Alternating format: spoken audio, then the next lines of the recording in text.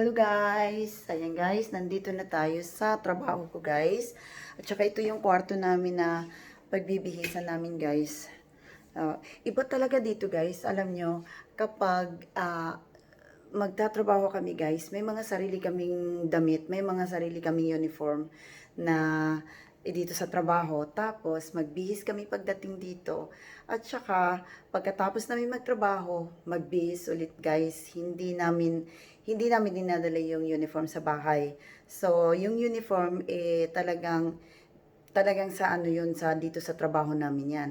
So, pagdating namin dito, magbibihis kami. Tapos, pagkatapos ng trabaho, magbibihis ulit. Tapos, ilagay namin sa lagayan, guys. Kasi nga, ipapadala namin yan sa kumpanya na maglalaba. Ganon. Ganon dito, guys. Naalala ko yung nagtatrabaho ko sa Pilipinas na yung kami pa ang bibili ng damit, tapos yung damit na susuotin namin magtrabaho sa ospital, galing pa sa bahay, tapos galing magtatrabaho, uuwi din sa bahay na naka-uniform pa, 'di ba guys? Wala talaga yung mga hygiene guys. Nako, yung mga dumi-dumi, 'di ba? Siyempre, pag nagtatrabaho ko sa ospital, hindi maiwasan na yung mga bakterya guys.